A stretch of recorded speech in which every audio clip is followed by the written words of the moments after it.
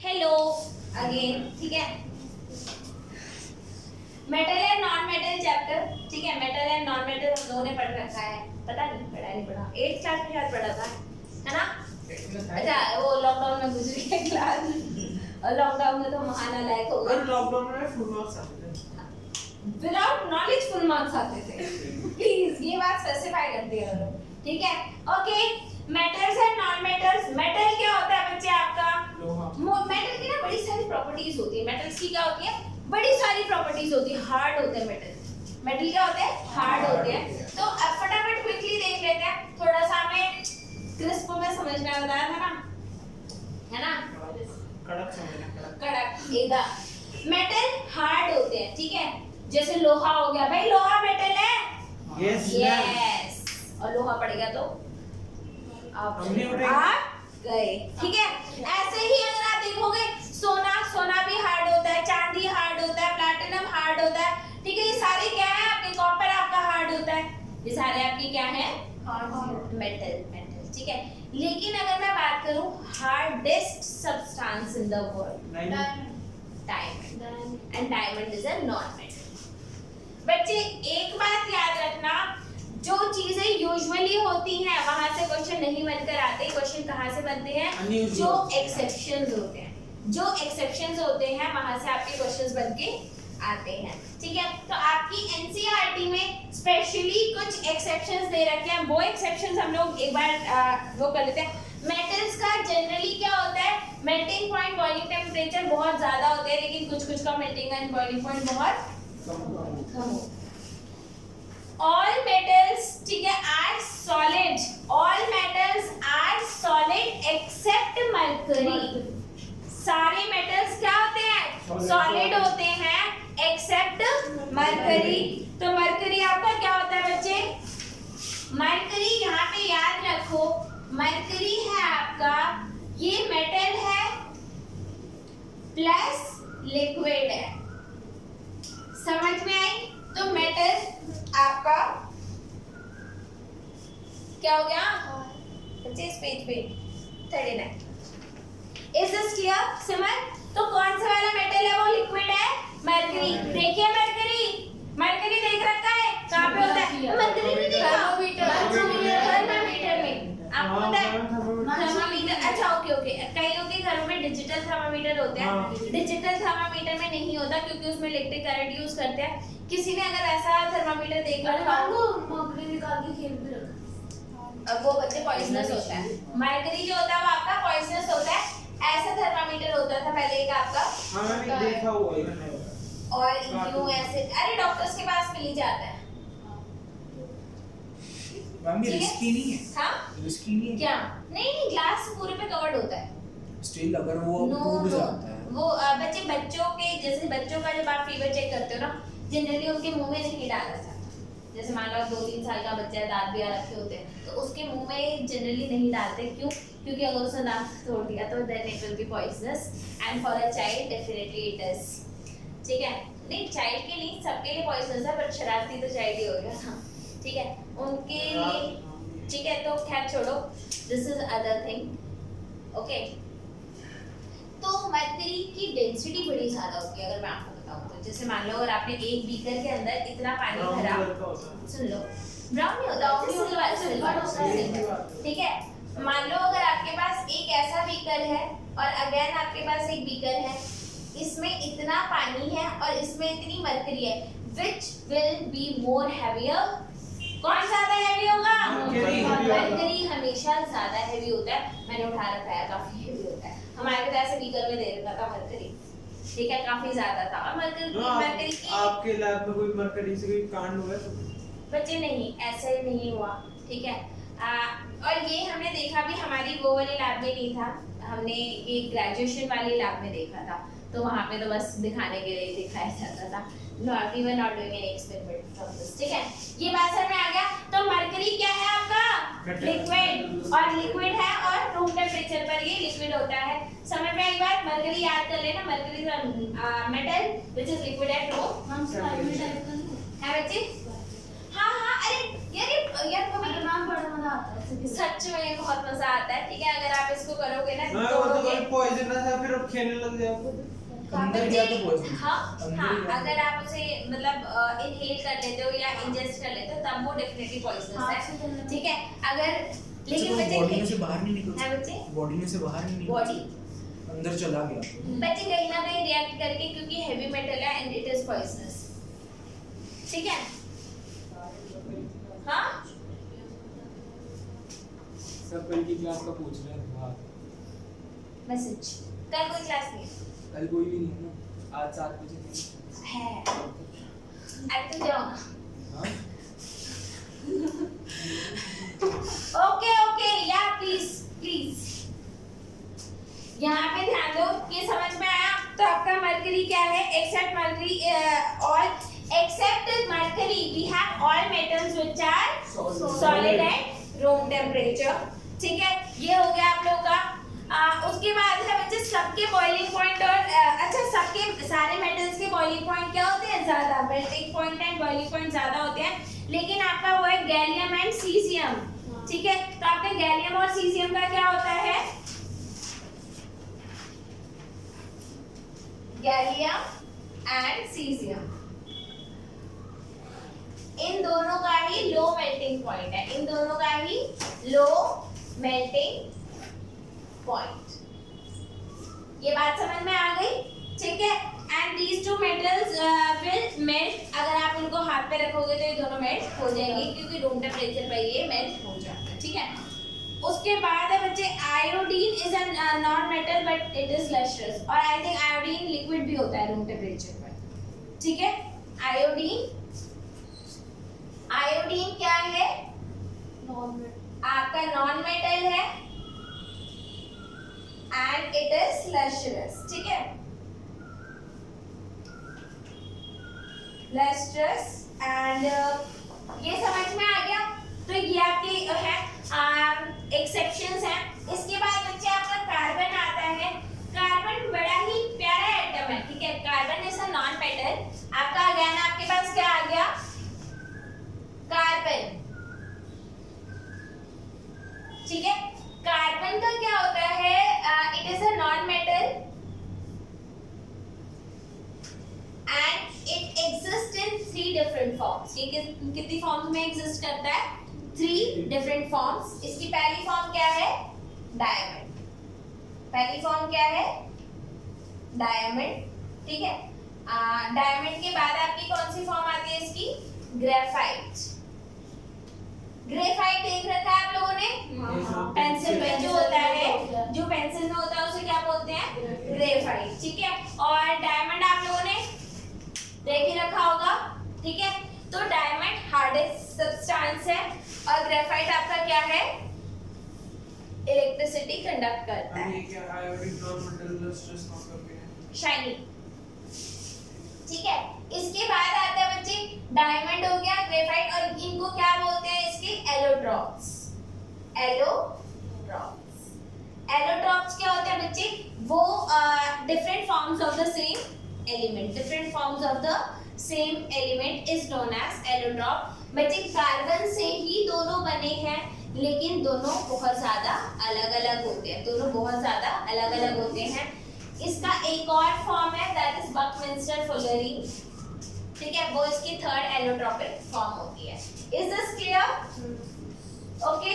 उसके बाद दे रखा है आपको और एक बात याद रखना, कौन सा नॉन मेटल है जो इलेक्ट्रिसिटी कंडक्ट करता है?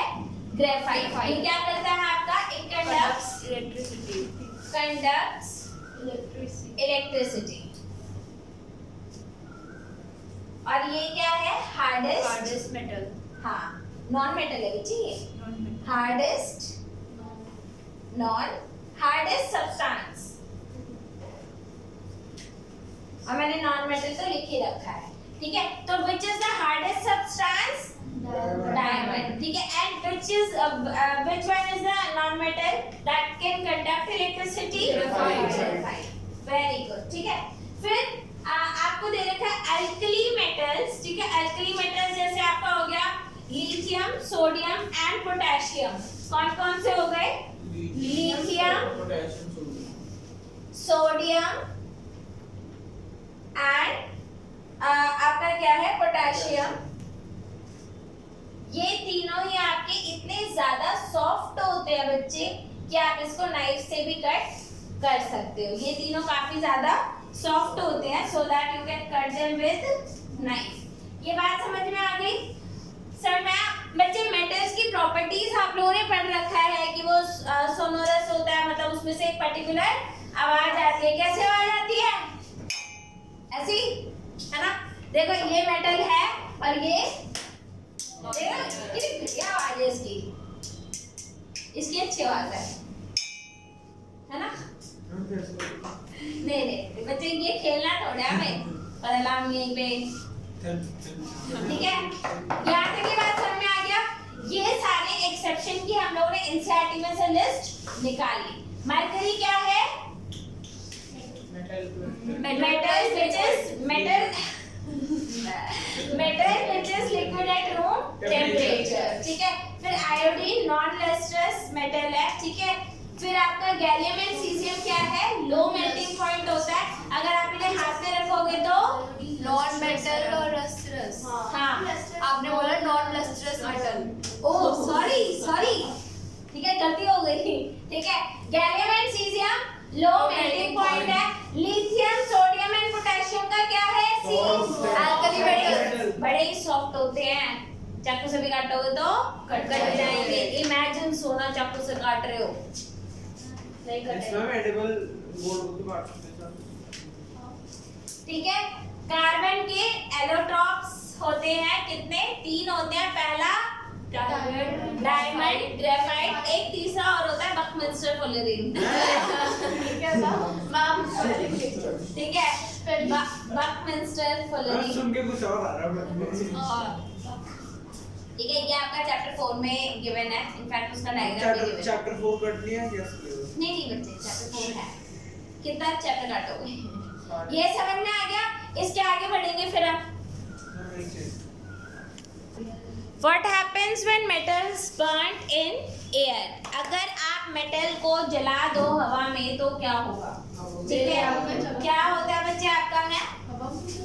हाँ बच्चे एयर में ऑक्सीजन के साथ reaction with oxygen is burning, वही तो होता है। ठीक है आपका यहाँ पर कौन प्रेजेंट है? मेटल के साथ क्या है? Oxygen metal oxide, oxygen right. क्या बना लेता है? Metal oxide. ये हमने पढ़ा था कि मेटल ऑक्साइड्स कैसे होते हैं?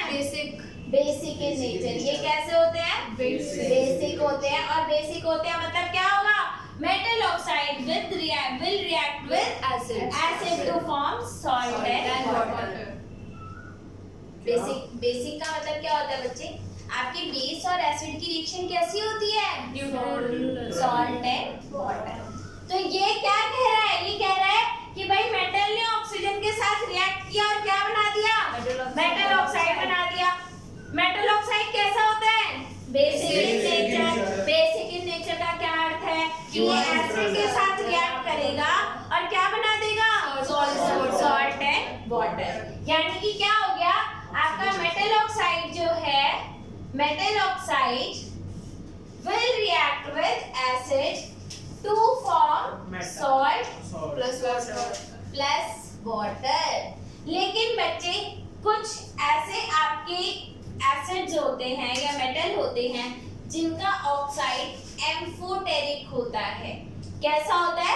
Amphoteric in nature. जो बहुत बेसिक और एम्फोटेरिक ऑक्साइड ये क्या होता है? बता रही बच्चे। एम्फोटेरिक ऑक्साइड का मतलब होता है कि वो एसिडिक नेचर भी शो करेगा और बेसिक नेचर भी शो करेगा। इसका एग्जांपल है जिंक और एल्युमिनियम। इसका एग्जांपल क्या है? Zinc and aluminium. इसका एग्जांपल हो गया आपका जिंक ऑक्साइड ZnO। ये क्या है? Amphoteric oxide. ठीक है यहाँ तक बात समझ में आई या नहीं आई? पक्का? इसके बाद आता है आपका एक और एल्यूमिनियम ऑक्साइड Al2O3 Al2O3। बच्चे इन दोनों की रिएक्शन लिखते हैं हम एसिड के साथ भी और बेस के साथ। ZNO की रिएक्शन विद एसिड, एसिड कौन सा ले लें? ऐसे ही ZNO के साथ किसकी रिएक्शन लिखें? बेस की, तो बेस का क्या होगा? NaOH। जब ये HCl के साथ रिएक्ट करेगा तो क्या बनाएगा? Salt and water ZnCl2 plus पानी, और इधर क्या बनाएगा?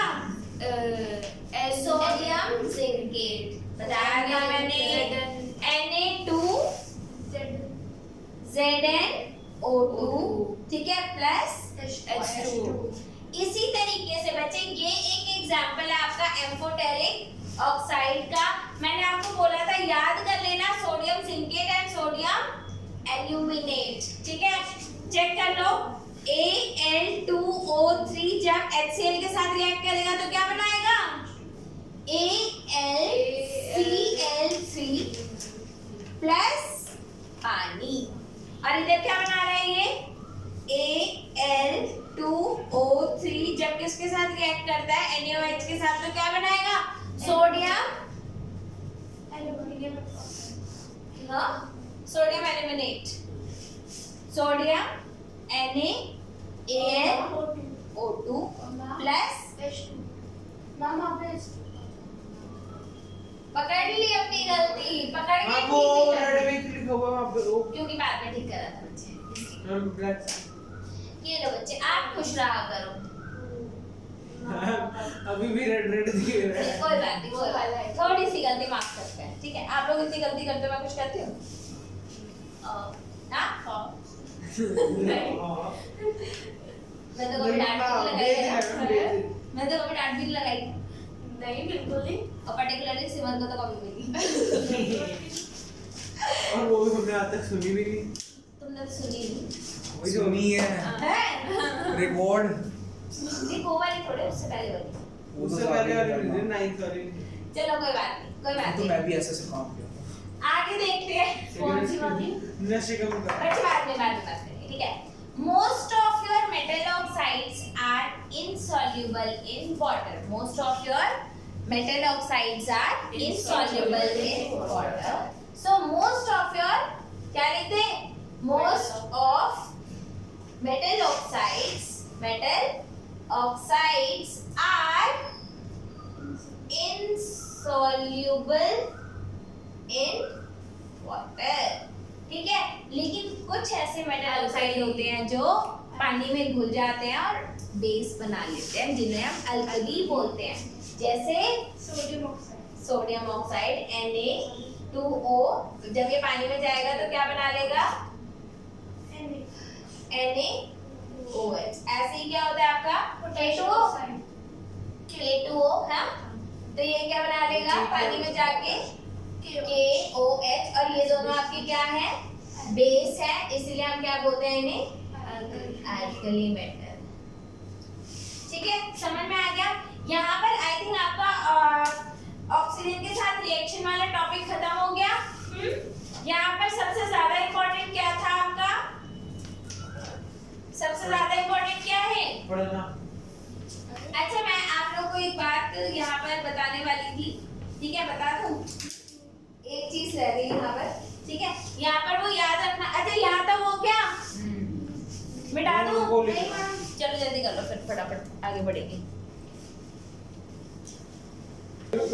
Class start. ओके, आप लोगों ने ये एक्टिविटी सीरीज तो पढ़ी रखी है, याद भी होगी शायद, है ना? क्या सभी याद कर लेना, इट्स ऑल योर विश, ठीक है। लेकिन ज़्यादा दिमाग नहीं लगाना, बस याद कर लेना, ठीक है।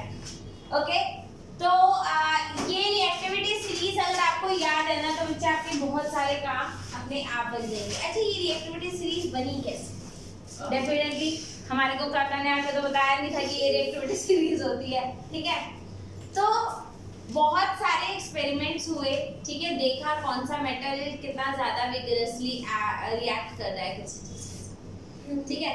You know that according to this series calcium and sodium they are highly reactive and the least reactors are gold and platinum.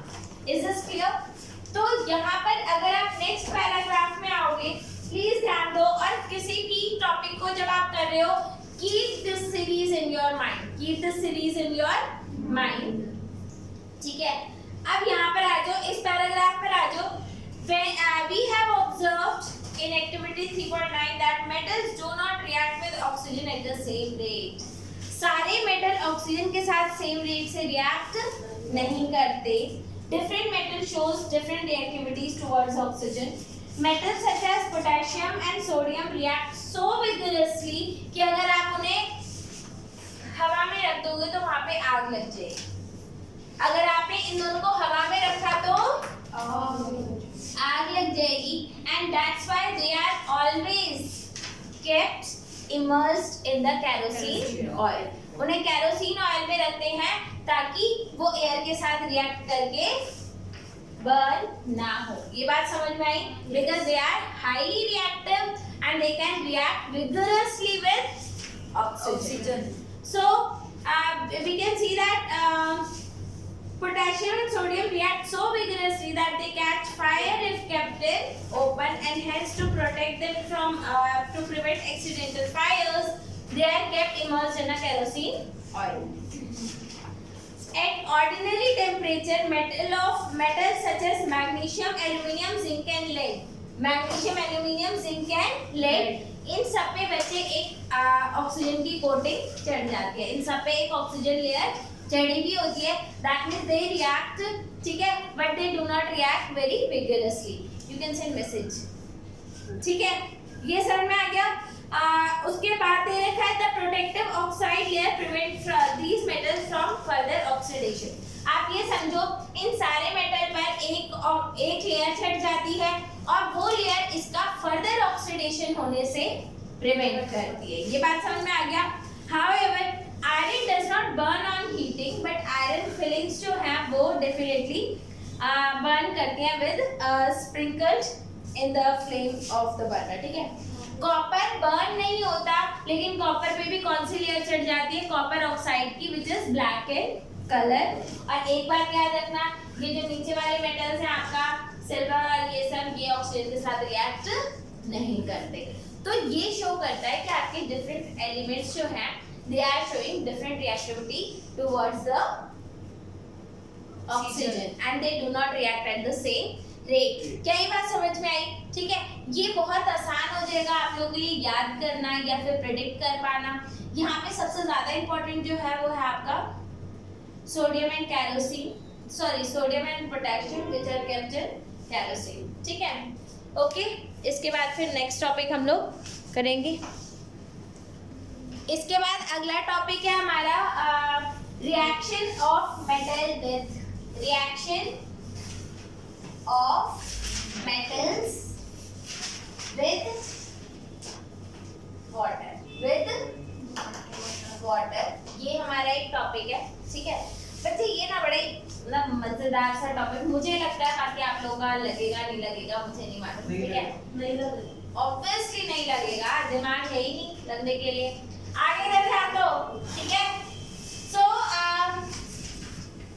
आपके रिएक्टिविटी सीरीज को बच्चे दिमाग में रखना, रिएक्टिविटी सीरीज को दिमाग में रखना. अच्छा, एक बात याद रखना बच्चे, जो रिएक्शन स्पॉन्टेनियसली होती है, स्पॉन्टेनियसली मतलब जो अपने आप होती है, ठीक है, heat plays a very important role actually.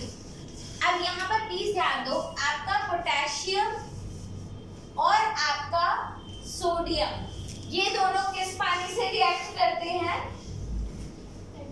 ये दोनों ही आपके कौन से पानी से रिएक्ट करते हैं? कोल्ड वाटर के साथ, ठीक है? They both can react with water, sodium. They both can react with water to form what? हाँ, metal oxide. ये हो गया आपका sorry KOH and NaOH plus hydrogen, ठीक है? तो ये हो गया आपका KOH और इधर क्या हो गया? NaOH, और दोनों क्या बना लेते हैं यहाँ पर? Hydrogen gas. प्लस बच्चे ये जो रिएक्शन है इतनी ज्यादा एक्सोथर्मिक है, सो दैट जो हीट निकलती है वो आग पकड़ लेती है, ठीक है? तो इट कैचेस फायर. सो यहाँ पर ये रिएक्शन इज हाईली एक्सोथर्मिक. और ये रिएक्ट कौन से पानी के साथ कर रहा है? कोल्ड वाटर के साथ। ये बात याद रखना। यानी कि आप समझ रहे हो कि इसको गर्म पानी अगर दे दिया तो फिर तो बहुत ज्यादा ही रिएक्ट कर जाएगा, ये ठंडे पानी के साथ भी रिएक्ट कर लेता है। अब यहाँ पर ध्यान दो, पानी ठंडा है लेकिन क्योंकि इसकी रिएक्शन इतनी ज्यादा है कि ये उसके साथ रिएक्ट करके भी एक्सोथर्मिक और हो भी जाती है रिएक्शन। Is this clear? आपने ऊपर वाले दोनों एलिमेंट की बात कर ली, पोटेशियम की भी बात कर ली और सोडियम की भी बात कर ली। इसके बाद मेटल आता है आपका कौन सा? कैल्शियम। इसके बाद क्या आता है? कैल्शियम। बच्चे calcium also reacts with water to form what? Calcium hydroxide CaOH whole twice plus hydrogen। अब बच्चे ये भी कौन से पानी के साथ रिएक्ट करता है? कोल्ड वाटर के साथ रिएक्ट करता है, लेकिन इसकी रिएक्शन इतनी ज्यादा विगरस नहीं होती, प्लस जो हीट रिलीज होती है वो इनफ नहीं होती कि वो आग पकड़े। समझ में आया? एक काम और होता है बच्चे, ये जो हाइड्रोजन होती है ना, ये कैल्शियम के सरफेस पे चिपक जाती है। ये क्या करती है? It will stick to the surface of calcium, due to which your calcium will start floating in the water. आपका कैल्शियम क्या करने लग जाता है? फ्लोट करने लग जाता है। आप लोगों से एक पेपर में क्वेश्चन पूछा जाता है, when calcium reacts with water, why does it float on the surface of water? क्यों करता है फ्लोट? आप ऐसे लिखोगे, reaction of calcium with water, ठीक है, is not it does not react with water vigorously, ठीक है, it releases heat but it's not enough to catch fire, ठीक है, and the hydrogen gas which is evolved, it stick to the surface of calcium, due to which it start floating on the water। ये बात समझ में? ये लिख लोगे? ये समझ में आया? समझाने जरा। समझाओ। कैसे क्या मुंह से? पहले वो उसके साथ वाटर के साथ रिएक्ट करता है तो ज़्यादा विगरसली होता, इसलिए वो स्टिक हो जाता है। पहली बात, जो हीट रिलीज होती है उससे वो आग नहीं पकड़ता, ठीक है। दूसरी बात, जो हाइड्रोजन रिलीज होता है वो कैल्शियम को जाके स्टिक कर जाता है। रिलीज होती है कैल्शियम हाइड्रोक्साइड। हाँ, ठीक है, कैल्शियम हाइड्रोक्साइड ले लो, वो क्या होता है? जो बनाता है ये, ठीक है। तो calcium starts floating on the surface of water because bubbles of hydrogen gas form stick to the surface of metal. वो मेटल के सरफेस पे स्टिक हो जाते हैं। बात समझ में आया? तो कैल्शियम वाला हो गया। अब बच्चे मैग्नीशियम पर आ जाओ। अब किस पे आ जाओ? मैग्नीशियम। मैग्नीशियम और नीचे है, मैग्नीशियम और नीचे है बच्चे। क्योंकि मैग्नीशियम और नीचे आ गया, इसका मतलब ये और कम रिएक्टिव है। ये बात समझ में आ रही है? मैग्नीशियम तो और ज्यादा कम रिएक्टिव है, तो ये कोल्ड पानी के साथ तो रिएक्ट ही नहीं करता। Hot water. ये कोल्ड वाटर के साथ रिएक्ट करेगा? नहीं। तो ये किसके साथ रिएक्ट करता है? It reacts with hot water, ठीक है।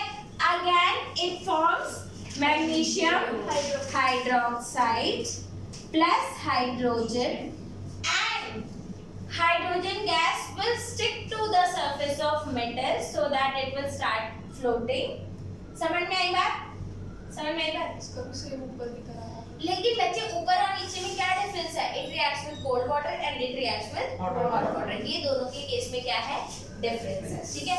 इसके बाद दे रखा है magnesium does not react with cold water, it reacts with hot water to form magnesium hydroxide and hydrogen. It also start floating on the surface of water as hydrogen bubbles stick on the surface of metal, ठीक है। Metals like aluminium, iron and zinc do not react with cold water। अब बच्चे आपका इधर आ जाओ, कौन कौन से? मैग्नीशियम, एल्यूमिनियम, उसके बाद क्या हो गया? Iron and zinc. ये तो कोल्ड वाटर के, ये हॉट वाटर के साथ भी रिएक्ट नहीं करते। ये हॉट वाटर के साथ भी रिएक्ट नहीं करते, ये स्टीम के साथ रिएक्ट करते हैं। ये किसके साथ रिएक्ट करते हैं? हम तो फिर इसके आगे वो लगे ना गैस। हाँ, स्टीम। ये सब किसके साथ रिएक्ट करते हैं? ये स्टीम के साथ रिएक्ट करते हैं। एंड उसके बाद और नीचे आ जाओ, lead, copper, silver and gold, ये do not react with water at all, ये रिएक्ट ही नहीं करते। तो बच्चे आपके दिमाग में अगर रिएक्टिविटी सीरीज है तो यहाँ पर आप देखो ये कैसे रिएक्ट कर रहा है, कोल्ड वाटर के साथ। ये किसके साथ रिएक्ट करता है, कोल्ड वाटर के साथ ही करता है, लेकिन इसकी बहुत ज्यादा विगरस रिएक्ट नहीं करता, और प्लस इसका हाइड्रोजन बबल इसके सरफेस पे स्टिक कर जाता है एंड स्टिक करके क्या होगा, फ्लोट करना स्टार्ट करता है। ये हॉट वाटर के साथ रिएक्ट करता है, ये स्टीम आपका एल्युमिनियम, आयरन एंड जिंक, ये तीनों स्टीम के साथ रिएक्ट करते हैं, स्टीम। और उसके बाद वाला आपका ये बाकी सारे जो है ये डू नॉट रिएक्ट। यहाँ तक की बात समझ में आई है, नहीं है? यहाँ तक समझ में आई? अगर आपके दिमाग में रिएक्टिविटी सीरीज है तो आप बहुत प्यार से लिख दोगे कि कौन से वाला किस तरीके से रिएक्ट कर रहा है। प्लस ये बात याद रखना, calcium and magnesium both react with water and both floats on the surface of water, but the temperature of water with which they react is different. Your calcium reacts with cold water, whereas your magnesium reacts with hot water. However, bubbles of hydrogen gas will stick to the surface of metal so that it will float on the surface of metal. क्या समझ में आया? आज की class अभी यहाँ पे खत्म करें? Yes.